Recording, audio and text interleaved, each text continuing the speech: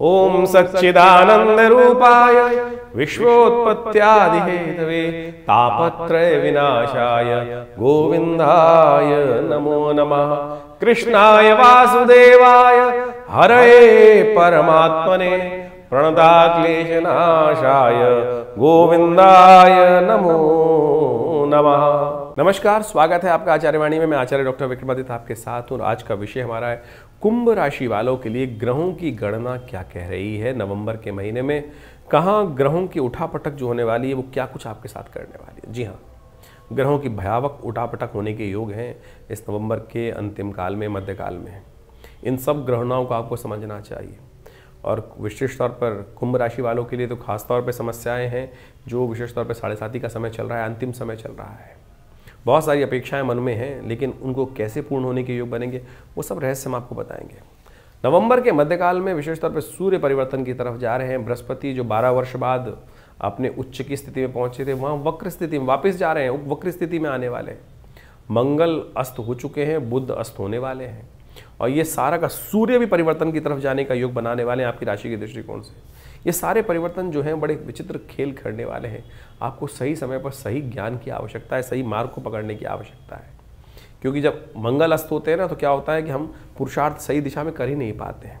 उस समय में कौन सा खास उपाय आपको करना चाहिए, रेमेडियल एस्पेक्ट के तौर पर ये सब चीज़ें हम आपको बताएंगे जिससे आपके जीवन में कष्ट दूर हों। क्योंकि शनि महाराज इन दिनों परिवार वाले भाव में चल रहे हैं और कहीं ना कहीं कुटुंब में जब चलते हैं तो परिवार में कहीं ना कहीं विस्फोटक योग दे देते हैं। शांति को अशांति में बदलते देर नहीं लगती, विशेष तौर पर क्योंकि राहु भी आपकी राशि लग्न में चल रहे हैं इस वक्त और बृहस्पति महाराज जहां पदार्पण कर चुके हैं वो सफलता की तरफ तो अग्रसित कर रहे हैं, लेकिन कुछ ना कुछ विप्लव के खेल भी आपकी राशि में बहुत ताकत से बनाने की तैयारी कर रहे हैं। तो ऐसे में कुछ खास उपाय चाहिए आपको जो आपको विशेष तौर पर परिवर्तन की तरफ जाने में शुभ लोग योग बना दें। वो सारे खेल जो बृहस्पति और समस्त ग्रह सूर्य परिवर्तन कर कर आपकी राशि में करने वाले हैं वो सब आपको समझाने वाले हैं। और सही मार्ग कौन से छोटे उपाय, हींग लगे ना फेट करे रंग चोका हो, वो हम आपको बताने वाले हैं। सबसे पहले बात कर लेते हैं 11 नवंबर की। तो कुंभ राशि वालों, विशेष तौर पर 11 नवंबर पर ग्रहों का खेल क्या होगा आपके लिए जान लीजिए। मंगलवार का अवसर है, मार्गशीर्ष महीने के कृष्ण पक्ष की सप्तमी तिथि विद्यमान है। राजयोग आपकी राशि में बन रहा है जो कह रहा है कि विशेष तौर पर लाभ तो दूंगा, सफलता तो दूंगा, लेकिन स्वास्थ्य भी बिगाड़ने के योग बना सकते हैं, खर्चे भी बढ़ाने के योग बना सकते हैं। कहीं ऐसा ना हो खर्चे बियॉन्ड हो जाए और लाभ की उम्मीद में। ऐसे योग ध्यान रखते हुए कार्य करने की ज़रूरत है आपको। तो इसलिए ये दो धारी तलवार का समय है, इसमें ध्यान से सानिध्य में चलने की ज़रूरत रहेगी।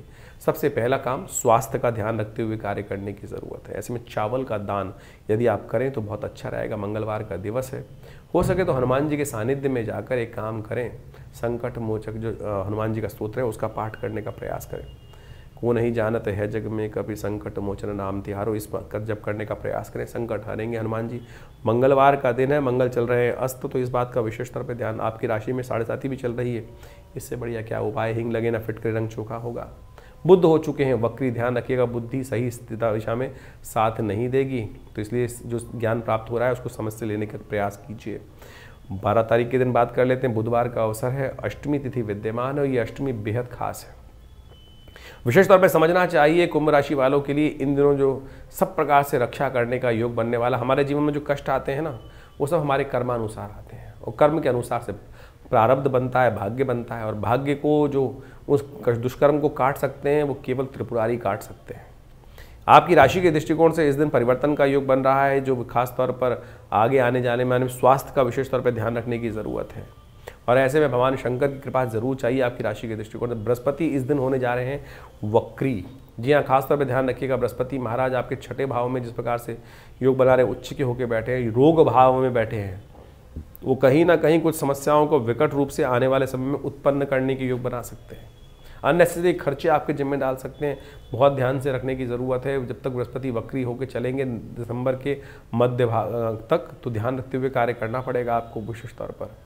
कहीं ज्ञान ही आपकी समझ ही आपका दुश्मन ना बन जाए, इस बात का ध्यान रखते हुए कार्य करने की ज़रूरत है। तो बृहस्पति का विशेष उपाय चाहिए, सबसे बड़ी कृपा चाहिए भगवान की।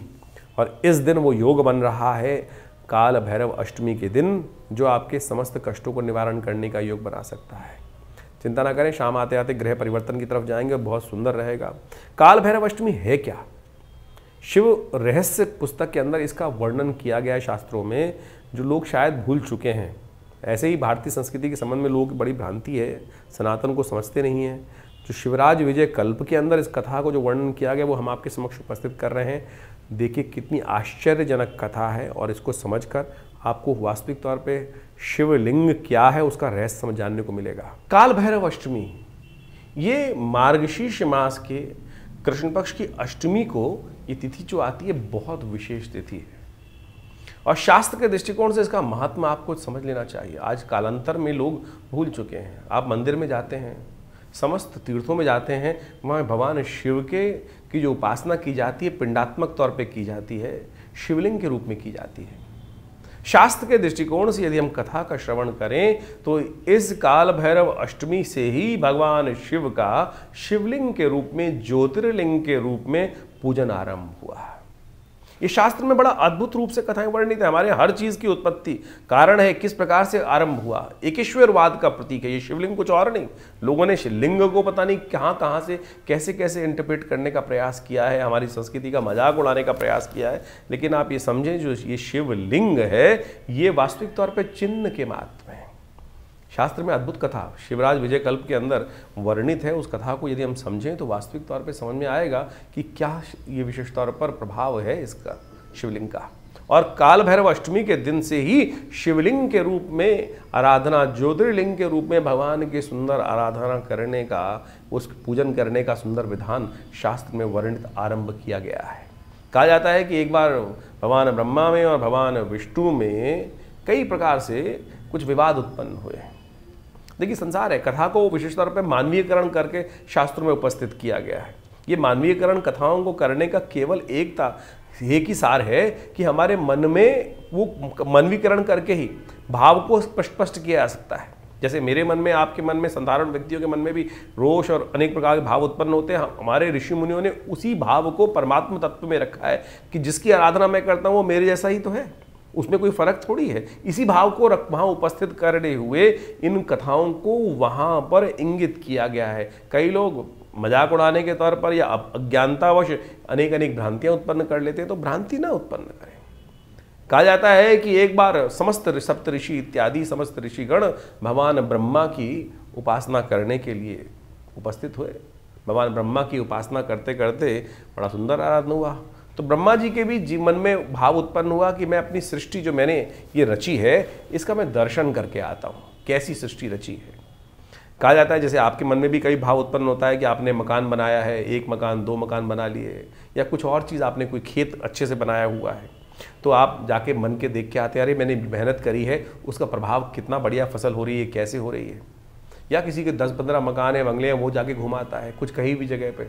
तो ऐसे ही ब्रह्मा जी घूमने निकले, और जहाँ जहाँ ब्रह्मा जी गए कहा जाता है कि वहाँ सब ने खड़े होके कि संसार की रचयिता भगवान ब्रह्मा आए हैं, उनकी आराधना, स्वस्ति वाचन मंत्र, सबसे सुंदर रूप से स्वागत है। और बड़े विचित्र भाव है कि जैसे नेताजी जगह जगह जाते हैं तो नेताजी का स्वागत होता है, राजा का स्वागत होता है, तो राजा का अभिमान भी बढ़ जाता है कई बार। अरे मेरी इतनी ताकत हो गई कि मैंने ये भी रख लिया, ये भी रच लिया, ये भी रच लिया, ये भी मेरा है, ये भी मेरा है, तो ये सब संसार में मैं ही सब कुछ हूँ। तो ऐसा ही ब्रह्मा जी के मन में भी ये भाव उत्पन्न हुआ। शास्त्र में कहा जाता है कि अरे ये सुंदर चीज़ रखनी है। तो कहा जाता है भ्रमण करते करते सब जगह जहाँ सम्मान हो रहा था वहाँ विष्णु लोक को भी पहुँचे, जहाँ भगवान विष्णु क्षीर सागर में शेषशैया पर विश्राम कर रहे थे। तो कहा गया कि भगवान विश्राम में थे, जो शेषशैया पर योग निद्रा में थे। तो ब्रह्मा जी ने कहा कि उठो। ब्रह्मा जी को बड़ा विचित्र लगा कि भगवान विष्णु उठे नहीं। तो भगवान विष्णु को उन्होंने कहा पुत्र, पुत्र करके संबोधित किया, उठो, क्या यहाँ जगत पिता आए हैं, तुम्हारे पिता आए हैं। तो भगवान विष्णु को बड़ा विचित्र वो शब्द लगा कि अरे मेरा पिता कौन हुआ। उन्होंने कहा ब्रह्मा जी आप तो मेरे नाभि कमल से उत्पन्न हुए हैं। विवाद बड़ा, सप्तऋषियों को बुलाया गया, समस्त बड़े बड़े जितने भी विद्वान लोग थे, ऋषिगण सब उपस्थित हुए, वेदों को बुलाया गया, बताएं कि कौन बड़े हैं हम दोनों में से। कोई निर्णय किसी के समक्ष दे नहीं पाए। कहा जाता है कि जब निर्णय नहीं हो पाया तो युद्ध हो, युद्ध में ही जो जीते वही बड़ा माना जाएगा, श्रेष्ठ माना जाएगा। अब विवाद बढ़ता चला जा रहा था। कहा जाता है जैसे ही दोनों पराशक्ति आपस में युद्ध के लिए सामने आई, ऐसे ही एक ज्योतिर्लिंग स्वरूप स्तंभ जमीन से लेकर उस आकाश मार्ग तक, उस आकाश मार्ग में उपस्थित हो गया। दोनों के मुख से एक साथ निकला, ये क्या? भविष्यवाणी हुई, आकाशवाणी जो थी वह कही गई, तुम्हें भी नहीं पता, तुम्हें भी नहीं पता। जो इसका था और जो इसका ऊपर का जो सिरा है वो ढूंढ के आ जाएगा, पता लगाया जाएगा कि क्या है ये, तो उसके बाद वही बड़ा माना जाएगा। कहा जाता है भगवान ब्रह्मा बगुला बनकर ऊपर उड़े, भगवान विष्णु वराह बनकर धरा के नीचे गए ढूंढने के लिए। कालांतर में बहुत लंबे समय तक भगवान विष्णु आकर ऊपर विराजमान हो गए। वापस जब थक गए, पता ना लगा पाए, ब्रह्मा जी ऊपर उड़ रहे थे। ब्रह्मा जी ने ऊपर उड़ते उड़ते, कहा जाता है कि केतकी का एक पुष्प वहां से नीचे उड़ता हुआ आ रहा था। भगवान ब्रह्मा ने बगुले चोंच के रूप में रख लिया और कहा कि तुमको मेरी गवाही देनी है। ब्रह्मा पंचमुख कहे जाते थे उस वक्त, और वहीं वापस जहाँ ये विवाद शुरू हुआ था वहीं उपस्थित हुए। विष्णु जी पहले से उपस्थित थे। भगवान विष्णु जी से पूछा गया कि आप पता लगाया है? भगवान विष्णु जी कहा नहीं, मैं पता लगा नहीं पाया, कहाँ इसकी था कितनी गहरी है। ब्रह्मा जी से कहा गया आप पता कराए, तो ब्रह्मा जी ने एक मुख से कहा हाँ, और ये गवाह के रूप में केतकी को लाया, ये पुष्प लाया। कहा जाता है कि वो ज्योतिर्लिंग फटा, उसमें से भगवान शिव त्रिशूल लेके उपस्थित हुए, और ब्रह्मा का वो जो सिर था, ब्रह्मा जी का एक सिर, पंचमुखी जो ब्रह्मा कहे जाते थे, उनका एक सिर छेदन कर दिया गया कि जगत पिता होकर मिथ्या भाषण करते हो। और भगवान विष्णु को बड़ा मान लिया गया कथा के माध्यम से। तो ये जो ज्योतिर्लिंग था ये उसी दिन उत्पन्न हुआ, काल भैरव अष्टमी के दिन। जो काल भैरव अष्टमी है यही ज्योतिर्लिंग जिसमें भगवान शिव त्रिशूल लेके उपस्थित हुए, शूलपाणी भगवान।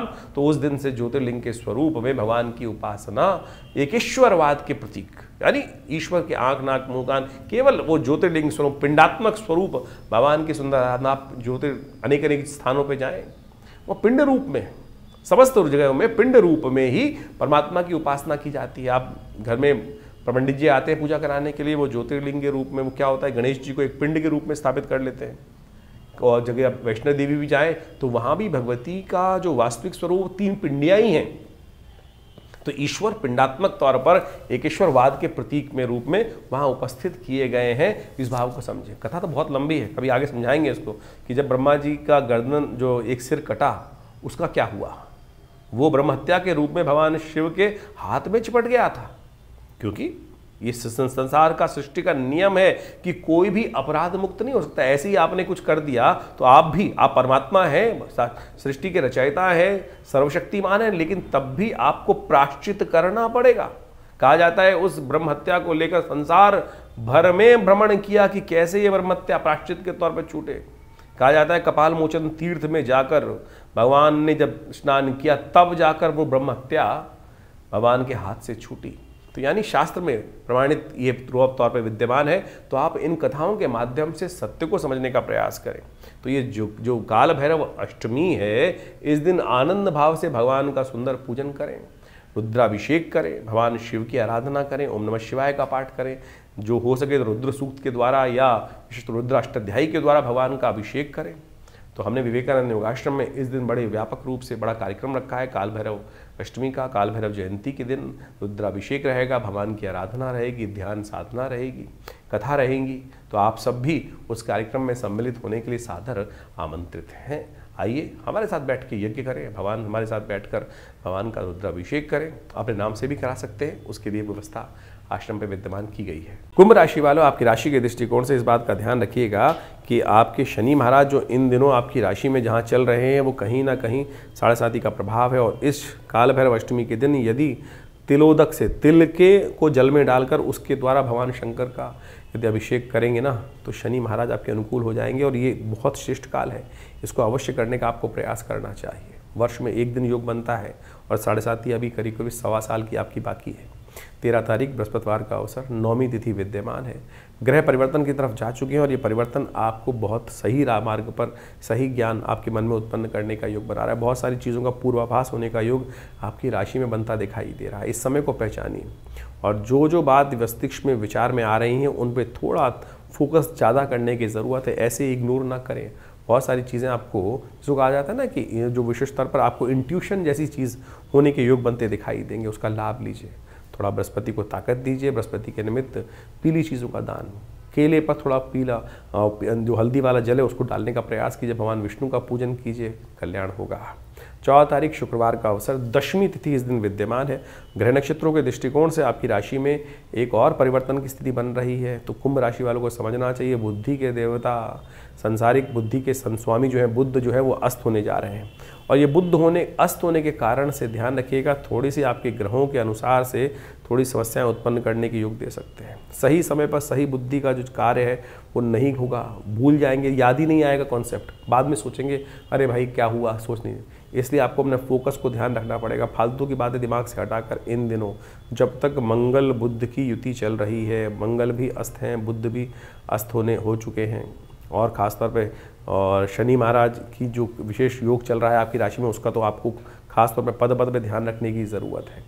तो आपको थोड़ा सा इन दोनों ग्रहों को शक्ति दीजिए, और अच्छा रहेगा तो गौ सेवा लगातार करने का प्रयास करें, हरी चीज़ों का दान करने का प्रयास करें, तो इसमें उपाय करते रहें तो अच्छा रहेगा। भद्रा इस दिन ध्यान रखिएगा, नए कार्यों में हाथ डालने से बचें, 12 बजे के बाद, 12 बजे से पहले नए कार्यों में कार्य करना ठीक है। 15 तारीख के दिन शनिवार का अवसर है, एकादशी तिथि विद्यमान है, और इस दिन ग्रहों ने एक परिवर्तन का और योग बनाया है। जो परिवर्तन होने जा रहा है वो कहीं ना कहीं थोड़ा सा मन को परेशान करने के योग बना सकता है।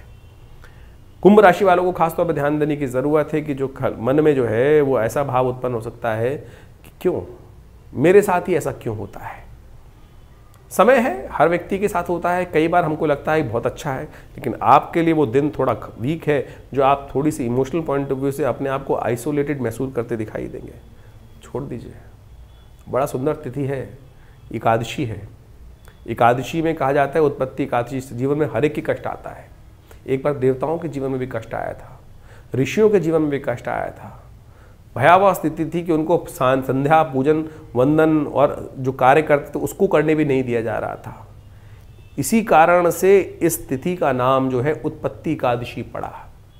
वो कथा शास्त्र में वर्णित है, वो हम आपके समक्ष रखते हैं, जान लीजिए, कहीं ना कहीं वो कथा आपको एक सही मार्ग देगी। भगवान विष्णु की सुंदर पूजा कीजिए, एकादशी चल रही है, कोशिश ये कीजिएगा तिल के द्वारा भगवान का अभिषेक आप करें, भगवान का चरणामृत तिल के द्वारा भगवान का अभिषेक करें, फिर वो जो चरणामृत बने उसको भी ग्रहण कीजिएगा। कैसे कहा जाता है ना, अकाल मृत्युहरणम सर्वव्याधि विनाशनम विष्णु पादोत्कम पित्वा पुनर्जन्म विद्यते।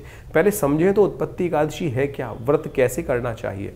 उत्पन्ना एकादशी भी शास्त्र में एक अद्भुत प्रसंग लेकर उपस्थित होती है।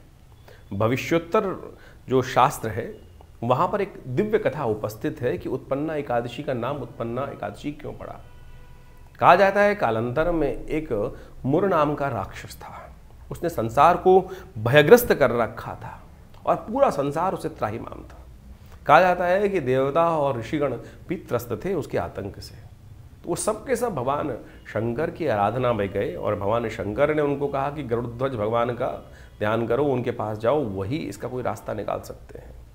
और जब वो समस्त लोग जितने भी ऋषिगण देवतागण थे अपनी प्रार्थना को लेकर भगवान विष्णु के समक्ष उपस्थित होते हैं, तो कहा जाता है भगवान विष्णु चिंतन कर कर ध्यान करते हैं तो उनके शरीर से एक देवी उपस्थित होती हैं, और वही देवी जो हैं वो बड़ा दिव्य रूप भगवान के शरीर से स्वयं उत्पन्न हुई है, मानस से उत्पन्न हुई है, तो कहा जाता है बड़ा दिव्य रूप था। और भगवती का नाम भगवान ने कहा कि हमारे शरीर से उत्पन्न हुई हो, तो उत्पन्ना नाम उनका रखा गया। कहा जाता है उन्हीं उत्पन्ना ने, बड़ा मोहित रूप था, और जब वो उस राक्षस के समक्ष उपस्थित हुई तो उनसे मोहित हो गया वो, और उनसे विवाह करने के लिए हट करने लगा। तब कहा जाए कि युद्ध में जीतो तब विवाह कर सकते हैं। तो जब युद्ध हुआ तो भगवती ने उस मुर नाम के राक्षस का संहार किया। तो उस दिन से ये व्यवस्था आरंभ हुई कि भगवती जो उत्पन्ना नाम से विख्यात हुई संसार के कष्टों को निवारण करने के लिए। हमारे भी जीवन में हमारी आकांक्षाएं, हमारे मनोमस्तिष्क में विचार जो है वो हमारे शत्रु हैं, और जब इस उत्पन्ना एकादशी पर हम शास्त्र विधि के अनुसार से व्रत रखते हुए भगवान विष्णु का पूजन करते हैं तो कहा जाता है कि उन समस्त रीतियों से क्या होता है कि हमारे मन में बैठे हुए, हमारे जीवन में आए हुए राक्षसों को हमारे उस भगवान की कृपा से ही ये देवी जो हैं वो समाप्त करती हैं और जीवन के कष्टों को दूर करने के योग बनती हैं। शास्त्र के अनुसार से कहा जाता है कि अनेक अनेक कथाएं उपस्थित हुई और इसी भगवती की उपासना करने से, इस एकादशी के दिन उपासना करने से अनेक प्रकार के लोगों ने अपने कष्ट जीवन से दूर किए। एक महादरिद्र व्यक्ति था जिसका नाम कैटभ प्रदेश के अंदर शास्त्र में कथा आती है कि वो महादरिद्र था, उसका नाम सुदामा था। उसने अपनी पत्नी सहित इन्हीं भगवती की उपासना करी भगवान विष्णु के साथ, और कहा जाता है कि उसके समस्त कष्ट एकादशी का व्रत करने से, इस प्रकार से कष्ट करने से उसके बहुत से जीवन के कष्ट दूर हुए और भगवती कृपा से, भगवान की कृपा से वो संपूर्ण परिवार के साथ पुत्रवान भी हुआ, संतानवान भी हुआ, लक्ष्मीवान भी हुआ और संतुष्ट हुआ। तो आप भी इस सुंदर एकादशी के दिन भगवान विष्णु का सुंदर पूजन करें और समझें कैसे प्रकार से पूजन किया जाता है। शालिग्राम स्वरूप में भगवान का सुंदर पूजन करें। शालिग्राम शिला आपके घर में विद्यमान होगी। जो गंडकी नदी से निकलते हैं भगवान, उनको विशेष तौर पर पहले गंगा जल से स्नान कराएं, फिर पंचामृत से स्नान कराएं और उसके बाद उस पंचामृत को अलग कर कर ओम नमो नारायणाय, यदि आपको श्री सूक्त के पुरुषूक्त के मंत्र याद हैं तो उससे पूजन करें तो बहुत अच्छा रहेगा। ओम सहस्रसी रेखा पुरुखा सहस्राक्ष सहस्रपात सभो में ग्वं सर्वतस्पित्वात्र तिष्ठदसांगोलम पुरुख ए वेद ग्वं सर्वम यद्भूतम यच भाव्यम उतामृतसे सानो जतन। इस प्रकार से पुरुष सूक्त पूरा, इसके द्वारा षोडशोपचार भगवान का पूजन किया जाता है।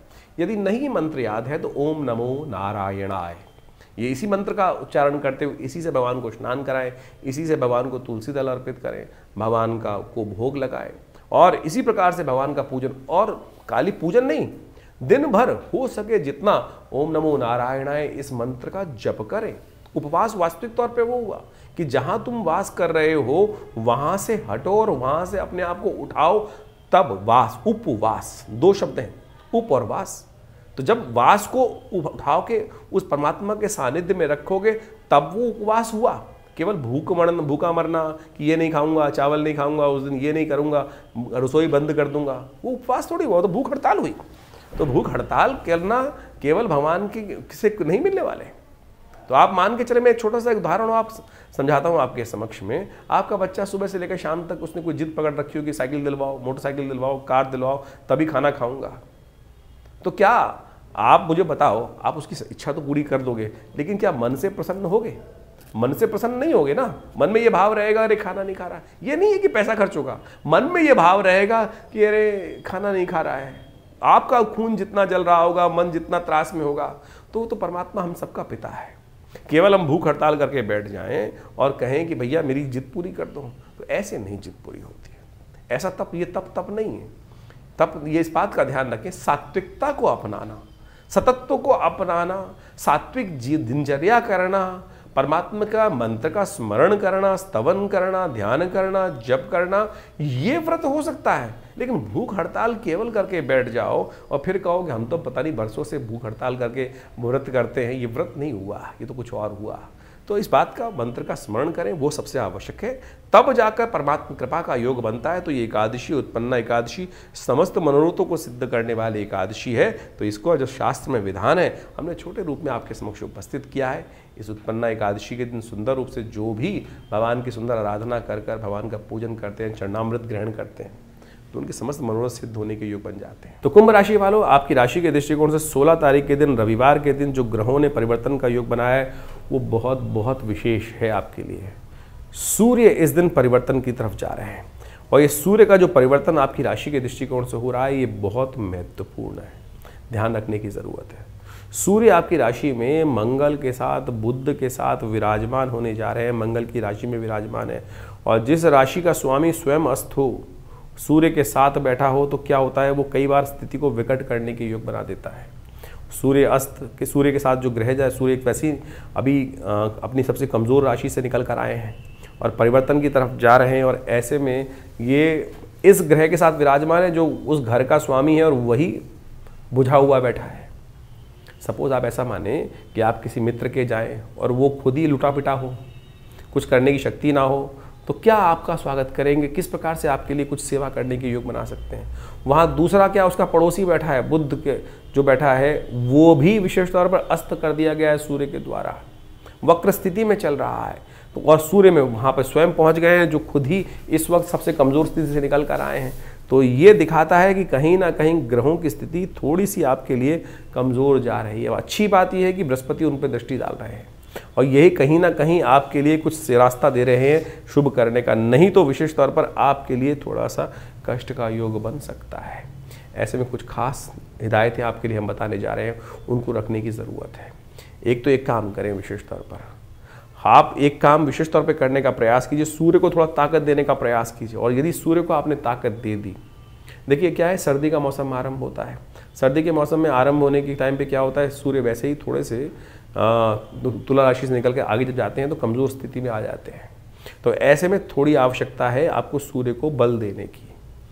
गंगा जल आपको मिल जाएगा या किसी भी तीर्थ का जल आपको मिल जाएगा, उस तीर्थ जल से भगवान सूर्य को अर्घ अवश्य देने का प्रयास कीजिए। तांबे के लोटे में तीर्थ जल, आमतौर पे गंगा जल तो हर एक के पास होता ही है, तो उस गंगा जल से या तीर्थ जल से या कोई भी किसी तीर्थ जल जाके उससे भगवान का नित्य प्रति अर्घ देने का आपको प्रयास करना चाहिए। अन्यथा आप मान के चलें, सूर्य इन दिनों आपकी राशि के दृष्टिकोण से स्वास्थ्य भी खराब करने का योग बना सकता है। 7.5 का अंतिम दौर चल रहा है आपके ऊपर। बृहस्पति जहाँ बैठे हुए हैं वो रोग का मालिक है, तो इस समस्त चीज़ों को ध्यान रखने की आवश्यकता है। सूर्य को बल देना पड़ेगा। गेहूं का दान, नमक का दान यथाउचित भाव से अवश्य करने का प्रयास करें। सबसे बड़ी बात मोटिवेशन, सूर्य का दर्शन करिए। ये वर्ल्ड में एक ऐसा फैक्ट है जो शायद भारतीय संस्कृति में बताया गया है, अब वेस्ट भी उसको एक्सेप्ट कर रहा है। हम आपको बताने जा रहे हैं, पूरा साइंटिफिक इंटरप्रिटेशन इसके ऊपर देने का प्रयास कर रहे हैं। उसको अच्छे समझें। सूर्य को इन दिनों आपकी राशि के दृष्टिकोण से शक्ति, दर्शन करेंगे उससे शक्ति मिल जाएगी आपको। सूर्य की शक्ति में कोई फर्क नहीं पड़ता। ये तो गणनाएं हैं ज्योतिष दृष्टिकोण से जो आपकी राशि में इस प्रकार का प्रभाव दे रही हैं। सूर्य तो पूर्ण ताकत में होकर बाहर विराजमान हैं, तो आमतौर पर क्या प्रभाव उत्पन्न कर रहे हैं आपकी राशि के दृष्टिकोण से, वो समझने की आवश्यकता है। तो उसको कैसे ठीक करेंगे, सूर्य ही उसको ठीक करेंगे, क्योंकि सूर्य प्रत्यक्ष देवता माने जाते हैं। तो सुबह सुबह जल्दी उठिए और भगवान सूर्य का, उदित होते हुए सूर्य का 8 बजे से पहले पहले काम करेंगे तो अच्छा रहेगा। ध्यान रखिएगा, 8 बजे जो सबसे श्रेष्ठ काल होता है सूर्योदय के समय का, और उससे लेकर करीब 2-2.5 घंटे तक का समय होता है, उससे थोड़ा डेटोरेट हो जाता है, कमज़ोर हो जाता है।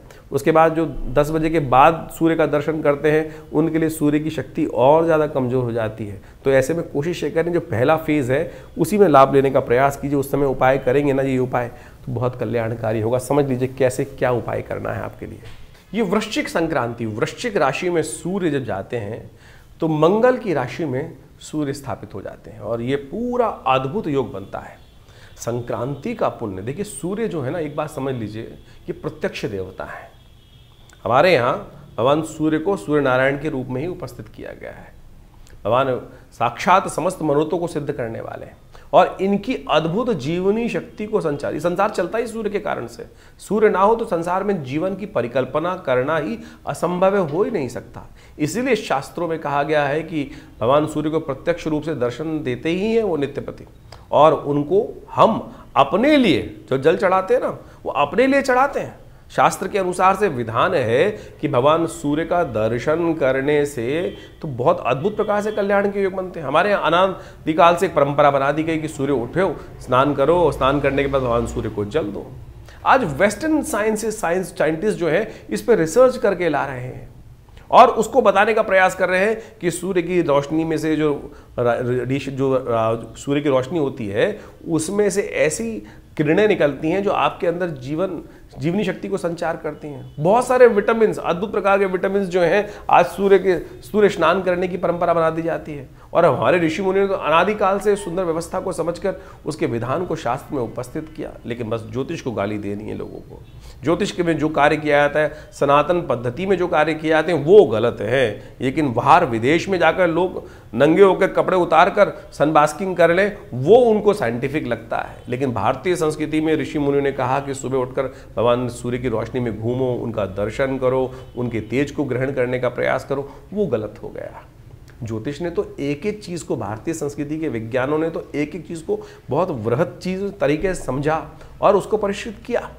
सूर्य को जल देते हैं ना, तो एक जर्मन साइंटिस्ट है, हेल्थ मैगजीन में ये आर्टिकल छपा है, छोटी मोटी मैगजीन नहीं, यानी इंग्लैंड से छपने वाली हेल्थ मैगजीन में साइंटिफिक एक्सपेरिमेंट को दिया गया है कि भगवान सूर्य को जो जल में खड़े होकर जल में खड़े होकर, एक्चुअल उसने मतलब हमारे यहाँ जो विधान लिखा है वो एक वेस्टर्न साइंटिस्ट, जर्मन का साइंटिस्ट उसको बता रहा है कि एक योगी जो जल में खड़े होकर, यानी कटी तक का स्नान वाले जल में खड़े होकर, फिर भगवान सूर्य को सिर के ऊपर से जो जल ऊपर करता है और उस जल में से जो छन्नी बन जाती है, सामने जो एक मिरर बन जाता है, उसमें से छन कर जो रोशनी शरीर पर पड़ती है वो जीवनी शक्ति का संचार करती है। तो सोचें, इस विज्ञान को हम लोग मानने को तैयार नहीं है, लेकिन वेस्ट की तरफ से बहुत सारे लोग कह रहे हैं, और हमारे यहाँ के कम्युनिस्ट, हमारे यहाँ के धर्म विरोधी लोग जो हैं वो आपके मन में बाल्यकाल से ही ऐसी ऐसी कथाओं को उपस्थित कर देते हैं कि जो आपके मनोमस्तिष्क में बचपन से तह लगाकर इस बात को कर देते हैं कि जो हमारे ऋषि मुनि ने बताया है वो गलत है।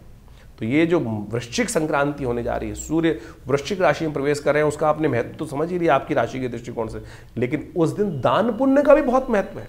भविष्य पुराण के अनुसार से, स्कंद पुराण के अनुसार से, मत्स्य पुराण के अनुसार से, यानी एक नहीं, बहुत सारे शास्त्र के दृष्टिकोण से इस संक्रांति का अद्भुत महत्व कहा गया है।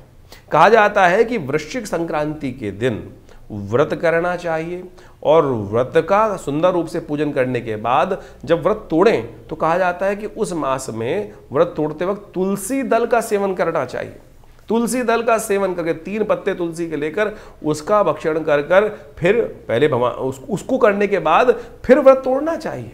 शास्त्र के दृष्टिकोण से कहा गया कि इस संक्रांति के दिन, वैसे तो कई बार संक्रांति रात में पड़ जाती है, इस बार तो संक्रांति का जो पुण्य है दिन में ही रहे, क्योंकि करीब करीब दोपहर को 1:30 बजे के आसपास सूर्य परिवर्तन की तरफ जा रहे हैं। तो उस दिन कोशिश ये करें आप अन्न का दान, चावल का दान, उड़द का दान, इस मकर जो विशेष तौर पर वृश्चिक संक्रांति इस दिन करने से बहुत सारे कष्ट दूर हो जाते हैं। और कहा जाता है कि किसी तीर्थ में जाकर संक्रांति के दिन जो व्यक्ति कोई दान करता है तो उसका साधारण दान से जाता सहस्त्र गुना अधिक फल प्राप्त होने के योग बन जाते हैं। इस दिन शास्त्र के अनुसार से गुड़ का दान करना भी बड़ा श्रेष्ठ माना जाता है। तांबे के पात्र के अंदर, तांबे के लोटे में जिसमें छेद ना हो, उसमें अन्न सतनाजा भरकर या गेहूं चावल इत्यादि भरकर अपनी श्रद्धा के अनुसार से आपको अवश्य दान करने का प्रयास करना चाहिए। और कहा जाता है कि संपूर्ण रूप से इस पूरे महीने में भगवान का जल अवश्य दे, भगवान सूर्य को अर्घ अवश्य दे, क्योंकि कारण क्या है, सर्दियां आरंभ हो जाती हैं। जब वृश्चिक संक्रांति सर्दियां आरंभ हो जाती हैं, और सर्दियों में क्या होता है, लोग कपड़े पहनते हैं, नहाते। पहले जमाने में तो बहुत सारे लोग, आज भी गाँव के अंदर जाओ, बहुत सारे, मैं कह रहा हूँ शहर के अंदर जाके देखो तो बहुत सारे लोग स्नान करते हैं। आज नहीं, रात को। मैंने तो ऐसे लोग देखे, कुछ जो इंडस्ट्रियलिस्ट बड़े बड़े लोग, पैसे वाले लोग हैं, दिन भर स्नान ही नहीं कर रहे हैं। अरे भाग्य से आपको पैसा मिल गया, सब कुछ हो गया, तो आप उस पद्धति को ही भूल गए, भगवान की कृपा को ही भूल गए, और शाम को जाके स्नान करते हैं। ना पूजा ना पाठ। और कई बार मेरे पास भी आते हैं इस प्रकार के लोग, बोले पंडित जी हमारे लिए करा दीजिए। क्या कराएं, किसके लिए, क्या होगा इस करने से, क्या कुछ लाभ प्राप्त होगा? ऐसे व्यक्ति के लिए तो केवल धन खर्च करने का माध्यम हो गया, उसको कुछ नहीं मिलने वाला इस प्रकार के क्रियाकलापों करने से, कि खुद वो नहा भी नहीं रहे, भगवान का नाम भी नहीं ले रहे, सुबह नहाते नहीं, दोपहर के बाद शाम को जाके स्नान करने की बात सोचते हैं। क्या पूजा, क्या पाठ? तो आप श्रद्धा के साथ विश्वास करते हुए पद्धति को अपनाइए। तो कहा जाता है कि इस दिन, जो संक्रांति के दिन, जूते का, छाते का, चप्पल का, और साथ साथ वस्त्रों का, सूती वस्त्रों का दान, ऊनी वस्त्रों का दान, अन्न का दान, कलश भरे हुए जो तांबे के कलश हैं उनको अन्न से भरकर दान करने से बहुत जीवन में सहस्त्र गुना अधिक लाभ प्राप्ति के योग बन जाते हैं। तो सूर्य का प्रभाव आपकी राशि के दृष्टिकोण से जो भी हो रहा है उसको आपने समझा, और उसके अनुसार से जो ये उपाय वर्णित हैं यानी करें, तो भगवान आदित्य हृदय स्तोत्र का, भगवान सूर्य का आदित्य हृदय स्तोत्र, जिसको अगस्त मुनि ने स्वयं विजय के लिए, रावण पर विजय प्राप्त करने के लिए भगवान को प्रदत्त किया था, उसका जप। यदि वो नहीं हो रहा है तो एक मंत्र बता देते हैं, ओम घृणी सूर्य आदित्याय नमः, ओम घृणी सूर्य आदित्याय नमः। इस मंत्र का जप करें, और उनका एक बीज मंत्र है, ओम ह्रांग ह्रीं रौंग से सूर्याय नमः, भास्कराय नमः, दिवाकराय नमः। तो इस प्रकार से जो भी मंत्र आपको याद हो उसको कर सकते हैं। नहीं तो गायत्री मंत्र मानसिक तौर पर स्तवन करते हुए भगवान सूर्य को अर्घ अवश्य दें। ये छोटे से प्रयोग हैं, इनको नित्यपति करें, और हो सके तो इस पूरे महीने आपकी राशि के दृष्टिकोण सबसे श्रेष्ठ रहेगा कि वृश्चिक के अंदर गुड़ का दान अवश्य करने का प्रयास करें। एक ढीली गुड़ देकर, अरे गौशाला में दे दो, गरीब ब्राह्मण को दे दो, मंदिर में रखाओ, बहुत तरीके हैं। तो ये करिए, आपके कष्ट दूर होने के अद्भुत योग बनेंगे। तिल की ओट पहाड़ है, कोई बहुत बड़ा क्रियाकलाप करने की जरूरत नहीं है, छोटे से विधान को करिए, ठीक होगा, आपकी समस्याएं ठीक होने के योग बन जाएगी। तो कुंभ राशि वालों, आपकी राशि के दृष्टिकोण से 17 तारीख का दिन क्या कुछ करने जा रहा है वो जान लीजिए। 17 तारीख को सोमवार का अवसर है, त्रयोदशी तिथि साथ में विद्यमान है और ग्रहों ने परिवर्तन की चाल चली है, जो परिवर्तन आपके लिए सुबह बहुत हल्की दिखाई देती है, चाहे इमोशनल पॉइंट ऑफ व्यू से, चाहे सांसारिक पॉइंट ऑफ व्यू से। थोड़ा सा मन जो है वो थोड़ा सा डेटोरेट फील करता दिखाई देगा, लेकिन जैसे जैसे दिन आगे बढ़ेगा और वो आपके लिए परिवर्तन का योग बनाता दिखाएगा, वो रास्ता निकलेगा धर्म के द्वारा ही। धार्मिक मोटिवेशन चाहिए, धर्म का सानिध्य चाहिए, सत्य का सानिध्य चाहिए और उससे आपको जो मोटिवेशन प्राप्त होगा, शुक्र के साथ चंद्रमा का योग जैसे ही बनेगा आपकी राशि के दृष्टिकोण से, वो आपको जबरदस्त मोटिवेशन देने का योग बना सकता है। और इस तिथि में तो बहुत खास योग बनने जा रहा है, क्योंकि आपकी राशि के दृष्टिकोण से कई बार स्वास्थ्य के मामले में समस्याएं उत्पन्न होने के योग बन रहे हैं। देव कृपा से ऐसा योग बना है इस 17 तारीख को, जिसको कहा जाता है, जो वर्ष में 1-2 बार बनता है, सोम प्रदोष का योग। मार्गशीर्ष के महीने में सोमवार और त्रयोदशी तिथि का योग बन रहा है, जो सोम प्रदोष का योग बना है। शाम के समय करीब 2 घंटे के लिए योग बनेगा, जैसे सूर्यास्त होगा उससे लेकर 2 घंटे तक सोम प्रदोष का योग। कोशिश करें उस समय में भगवान शंकर का दूध से अभिषेक करने का प्रयास करें, थोड़े उसमें तिल जरूर डाल दीजिएगा और देखिएगा भगवान शंकर की कृपा से आपके समस्त कष्ट दूर होने के योग बन जाएंगे। एक छोटा सा उपाय, महामृत्युंजय मंत्र का उस समय जब भी करने घर बैठ के, ओम हौं जुं स ओम भूर्भुवस्व ओम त्र्यंबकं यजामहे सुगंधिं पुष्टिवर्धनम उर्वारुकमिव बंधनान् मृत्योर्मुक्षीयमामृतात् स्वभुवा भू ओम सह जुं हों ओम। ये मंत्र को अच्छे से समझ लीजिए। आजकल तो आपके पास फैसिलिटी है, यदि नहीं समझ पाए हो तो वापस जाइए और दोबारा सुनिए और सही रूप से सुनकर उसका जप करने का प्रयास कीजिए उस समय में। देखिएगा आपको भगवान की कृपा से कष्ट निवृत्ति का योग बन जाएगा। 18 तारीख के दिन मंगलवार का अवसर है, उस दिन त्रयोदशी और चतुर्दशी तिथि का योग बन रहा है और एक बहुत बड़ा परिवर्तन होने का योग बन रहा है। शुक्र महाराज जो हैं वो बृहस्पति के नक्षत्र में प्रवेश करते दिखाई दे रहे हैं और ये आपके लिए कंफर्टों का जोन दिखाई देता है, जो आपके लिए कई प्रकार के कंफर्ट, रिलेशनशिप्स को साउंड करने के योग बनाते दिखाई देंगे। कोई ना कोई आपको सूदिंग सहारा प्राप्त करने के रास्ते बहुत बढ़िया तरह से, दोस्ती में कुछ नया इजाफा होने के योग बन सकते हैं। काउंसलिंग हो सकती है, आपके लिए सहारे के रूप में कुछ मित्रगण सपोर्ट करने के योग बनाते दिखाई देंगे। भद्रा का योग भी ध्यान रखिएगा इस दिन। कुंभ राशि वालों को खासतौर पर ध्यान रखना है, नए कार्यों को इस दिन आरंभ नहीं करना है, क्योंकि 7 बजे से लेकर करीब रात्रि में 8 बजे तक, सुबह 7 से 8 बजे तक लेकर रात्रि के 8 बजे तक ये भद्रा का योग है। तो नए कार्यों में थोड़ा इनिशिएट करने से बचना चाहिए। मंगलवार है और देखिए मंगल चल रहे हैं अस्त, बुध के साथ चल रहे हैं अस्त, सूर्य वहीं सन विराजमान है और मंगल वहीं पदार्पण करने वाले हैं। ग्रह में चतुर्ग्रही योग बनकर तैयार होगा और मंगल तो अभी 6 महीने तक तांडव करने वाले हैं, तो उनके लिए थोड़ा हनुमान जी का सानिध्य लेने का प्रयास कीजिए। हमने विवेकानंद योगाश्रम में इस मंगलवार से लेकर पूरे आने वाले 6 महीने तक जितने मंगलवार पढ़ेंगे उस सुंदरकांड का पाठ, हनुमान जी का यज्ञ, हनुमान जी को चोला की व्यवस्था, आश्रम में सिद्ध हनुमान जी की मनोकामना सिद्धि मंदिर में व्यवस्था है, जो आचार्य श्री केशव देव जी के द्वारा की गई थी। और चमत्कार हमने ऐसा देखा है कि जो भी उनके सानिध्य में बैठकर हनुमान जी को चोला चढ़ाता है, सुंदरकांड का पाठ करता है, उनके जीवन की कैसी समस्या हो, चाहे मुकदमे हो, चाहे विवाह हो, चाहे पारिवारिक मामला हो, उन सब से रक्षा करने के योग बन जाते हैं। तो ये व्यवस्था रहेगी। शाम को 6 बजे से लेकर 9 बजे तक भंडारे के साथ, यज्ञ के साथ आप स्वयं आके बैठ सकते हैं। कोई चार्जेस नहीं लगते हैं आश्रम पर। बहुत सारे लोग अननेसेसरी के चार्जेस पता नहीं कहाँ का कह लेते हैं। हमने विवेकानंद योग आश्रम में हर व्यवस्था को बिल्कुल फ्री रखा है। जो स्वयं आना चाहते हैं वो बिल्कुल बैठ सकते हैं, यज्ञ में बैठिए, सब कुछ करिए, कोई किसी प्रकार का खर्चा नहीं होता है। आइए बैठिए यज्ञ के अंदर, गुरु जी का सानिध्य आपको भगवती कृपा से मिलेगा और वो दिव्य कृपा, दिव्य जो यज्ञ का प्रताप है। पिछले करीब 50 सालों से नित्य प्रति आश्रम पे 8 घंटे यज्ञ चलता है और जो उस यज्ञ में बैठते हैं हमने देखा है, ऐसे ऐसे लोग आते हैं बड़े बड़े कष्ट लेकर, और भगवान की कृपा से वो सब उस यज्ञ में समाप्त हो जाते हैं कृपा से। तो इसलिए इस पुण्य को प्राप्त करने का प्रयास कीजिए, कल्याण होगा। 19 तारीख बुधवार का अवसर और कुंभ राशि वालों के लिए गणनाएं क्या कह रही हैं जान लीजिए। परिवर्तन का योग है इस दिन, चतुर्दशी तिथि के साथ अमावस्या का योग बन रहा है। मंगल जो है परिवर्तन करते हुए बुध के नक्षत्र में, ज्येष्ठा नक्षत्र में प्रवेश करेंगे। दोनों एक ही साथ एक ही जगह बैठे हुए हैं, सूर्य के साथ बैठे हुए हैं। सूर्य ने दोनों को अस्त कर रखा है और ऐसे में ये मंगल और बुध की युति जो है ये आपकी राशि के दृष्टिकोण से जो हमें दिखाई देती है, कहीं ना कहीं कुछ रास्ता बना सकती है। क्योंकि दोनों कमज़ोर स्थिति में थोड़े सब ताकत में आएंगे, जो युक्त बनेंगे, एक दूसरे का सानिध्य प्राप्त होगा, तो कहीं ना कहीं चीज़ों को ठीक करने के योग बन सकते हैं। लेकिन फिर भी थोड़ी ताकत देने की ज़रूरत है। गणेश जी का सुंदर स्तवन करें। अमावस्या इस दिन पितरों के निमित्त अवश्य कुछ कार्य करने का प्रयास कीजिए। पितरों के निमित्त जितना तर्पण इत्यादि करेंगे तो अवश्य भगवान की कृपा से कुछ कष्ट दूर होने के योग बन जाते हैं। ध्यान रखते हुए कार्य करें, अच्छा रहेगा। 20 तारीख बृहस्पतिवार का अवसर, अमावस्या तिथि विद्यमान है। इस दिन चंद्रमा जो है परिवर्तन करके बृहस्पति के सानिध्य में जाने वाले हैं, जो कहीं ना कहीं चंद्रमा, सूर्य, बुध और मंगल की युति जो बन रही है वो आपके लिए कहीं ना कहीं बहुत सारी चीज़ों को पॉजिटिव करने के योग बना सकती है।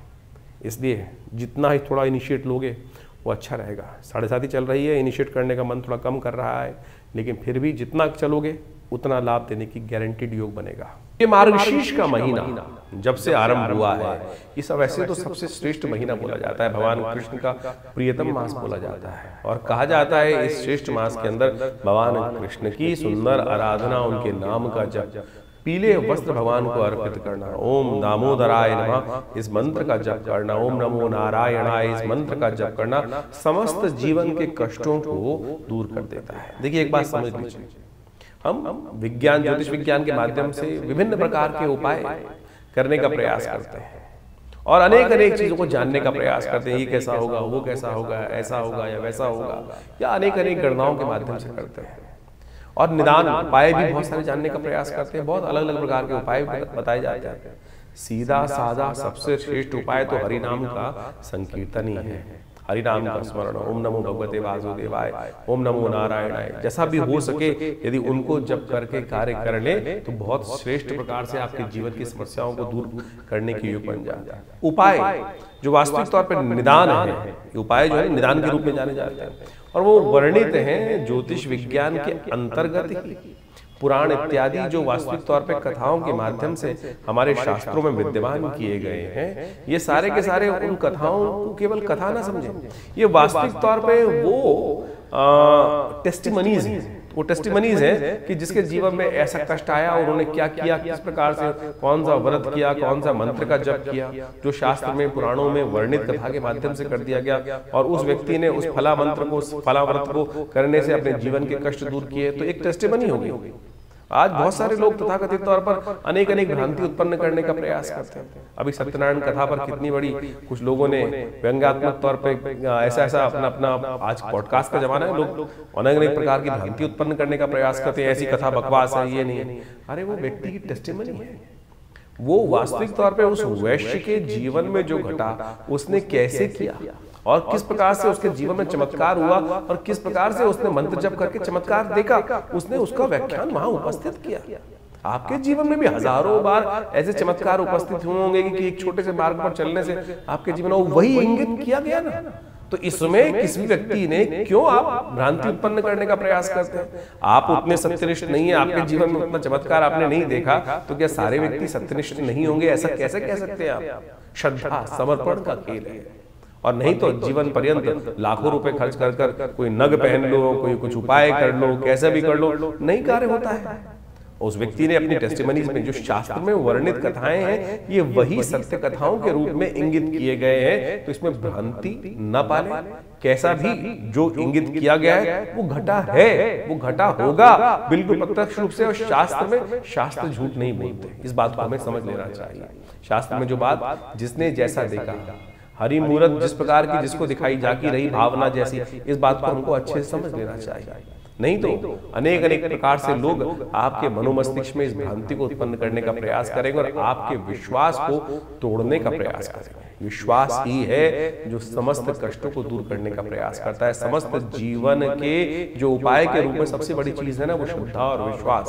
भगवान ने यही कहा, श्रद्धा जो आवश्यक है, विश्वास आवश्यक है। इस मार्ग पर चल लो तो बिल्कुल बहुत बढ़िया से आपके समस्त कष्टों का निवारण करने का योग बन जाएगा। रही ज्योतिष की बात, तो ज्योतिष तो काल गणना, काल गणनाओं के अनुसार से कौन सा ग्रह कब परिवर्तन कहाँ गया, उसका प्रभाव किस प्रकार से हमारे जीवन में पड़ेगा, हमने उसको बृहद रूप से समझने का प्रयास किया, हमारे आचार्यों ने समझने का प्रयास किया और परंपरागत तरीके से ज्योतिषी गण जो है वो वही उसको आपके समक्ष रखते हैं। अभी जैसे इन दिनों ग्रहों का विचित्र परिवर्तन का दौर चल रहा है, नवंबर के मास में मंगल ऐसी स्थिति में पहुंचे हैं कि वो पूरे वर्ष तक आप मान के चले, पूरे करीब करीब मार्च के अगले वर्ष जो आरंभ होगा उसमें 3-4 महीने तक, यानी पहले 3-4 महीने तक अस्त अवस्था में रहेंगे। बहुत लंबा काल है और मंगल का अस्त होना एक तरह से मान लीजिए वो आपके विश्वास को, आपके साहस को कहीं ना कहीं प्रश्न चिन्ह लगाने का प्रयास कर देता है।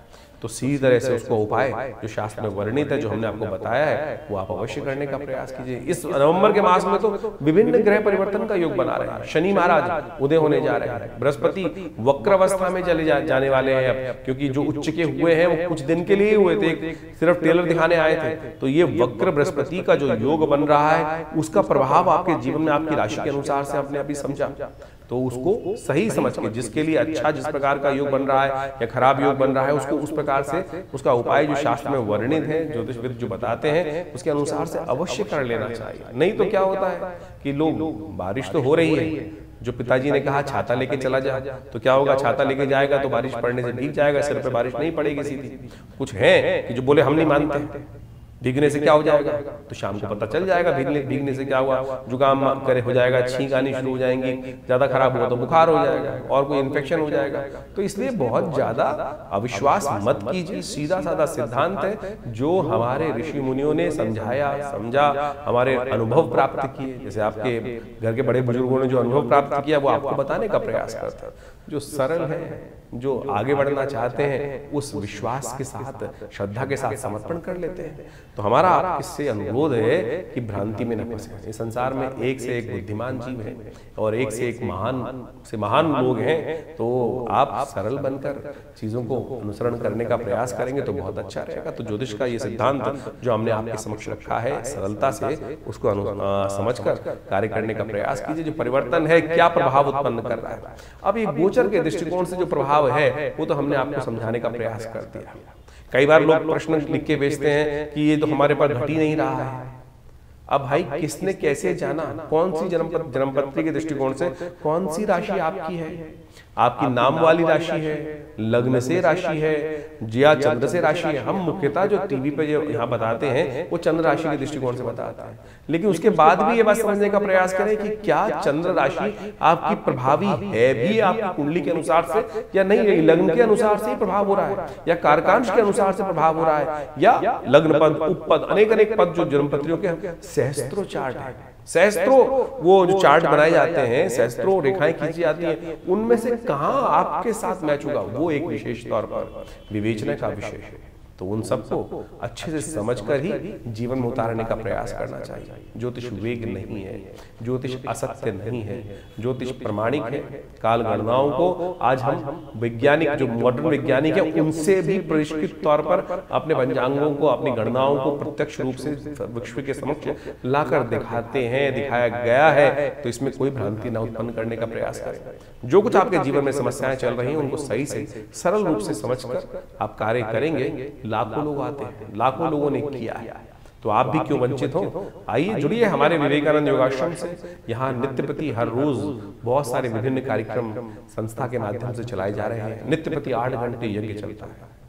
भगवती के एक शिवविग्रह, चमत्कारिक शिवविग्रह विद्यमान है जो करीब आज आज़ादी के टाइम पर, पार्टीशन के टाइम पर भारत में पहुंचा और उनका दर्शन कर लेने मात्र से भगवती के समस्त कष्टों के दूर होने के अद्भुत योग बन जाते हैं। तो आप आइए और वहां भगवती का दर्शन सुंदर रूप से करने का प्रयास कीजिए। हर रविवार को यज्ञ में सामूहिक तौर पर सब आ सकते हैं। और जब तक ये मंगल अस्त चल रहे हैं, हमने विचार रखा है कि हर मंगलवार पे सुंदरकांड की सुंदर व्यवस्था रहेगी। आप भी अपने नाम से अपने कष्टों को दूर करने के लिए व्यवस्था कर आश्रम में संपर्क साथ कर उस यज्ञ में सम्मिलित हो सकते हैं।